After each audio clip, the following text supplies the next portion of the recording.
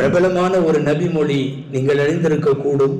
நபிகள் நாயகம் ஸல்லல்லாஹு அலைஹி வஸல்லம் சொன்னார்கள், பின்னொரு காலம் வரும், அந்த காலத்தில் மார்க்க நெறிகளின்படி ஒருவன் வாழ முற்பட்டால் அப்படி முற்படுவது கையிலே தீப்பிழம்பை வைத்திருப்பதற்கு சமம். அஸ்ஸாபிரு ஃபீஹிம் அலா தீனிஹி கல் காபிதி அலல் ஜமர் சயஅதி அலன் நாஸி ஸமானுன். பின்னொரு காலம் வரும், அஸ்ஸாபிரு ஃபீஹிம் அலா தீனிஹி, மார்க்கத்தின் மீது சரியாக நடக்க வேண்டும் என்று பொறுமை காப்பவன் கல் காபிதி ஃபீ யதிஹி அலல் ஜமர், கையிலே நெருப்பை வைத்திருப்பதற்கு சமம். அவனால் கையில நெருப்பை வைத்திருப்பவன் ஸ்டேபிளாக இருக்க முடியாதல்லவா? அவன் கையில நெருப்பு, அவன் துள்ளுவான், கையை உதறுவான், தட்டடிவான், தடுமாற்றம் அடைவான், கீழே போட போவான். கையில நெருப்பை வைத்திருப்பவன் சரியான ஸ்டேபிளாக இருக்க முடியாது. அதுபோலத்தான் மார்க்க நெறிகளின்படி ஒருவர் வாழ வேண்டும் என்று முயற்சித்தால் கூட முடியாமல் போகும். இந்த ஹதீஸ் ஒரு பெரிய வருங்கால அபாயத்தை சொல்லுகிற செய்தியாக இருந்தாலும் கூடவே ஒரு நல்ல வாக்குறுதி சொல்லுகிறது. ஸல்லல்லாஹு அலைஹி வஸல்லம் சொல்லுகிறார்கள், மார்க்கத்தின்படி வாழ முடியாத காலத்திலும் யாராவது வாழ முற்பட்டால் அவர்களுக்கு கூலி சொல்லுகிறார்கள் நபி ஸல்லல்லாஹு அலைஹி வஸல்லம், அஜ்ரு 50 மின்கும்.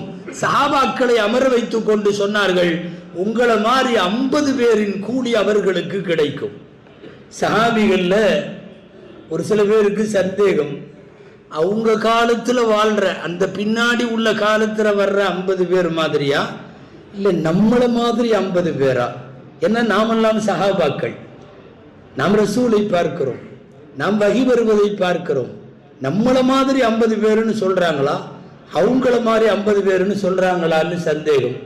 கேட்டே விட்டார் ஒரு சஹாபி, யா ரசூலல்லாஹ், அஜ்ரு 50 மின்ஹும் அம் அஜ்ரு 50 மின்கும்.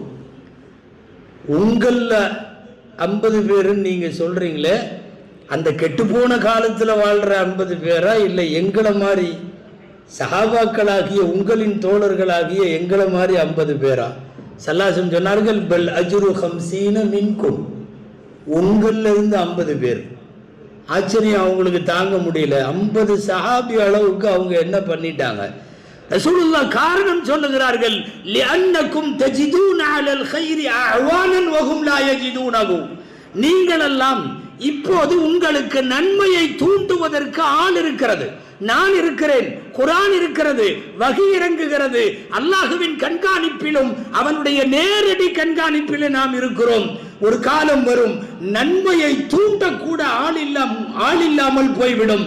அதனால் அந்த காலத்திலேயும் ஈமானோடு இறையச்சத்தோடு மார்க்க நெறிகளோடு வாழக்கூடிய வலுவாது வாழுகிற அவர்களுக்கு உங்களை போல் 50 பேருடைய கூலி கிடைக்கும் என்று சொல்லித் தருகிறார்கள் எம்பெருமானார் ஸல்லல்லாஹு அலைஹி வஸல்லம். அன்பான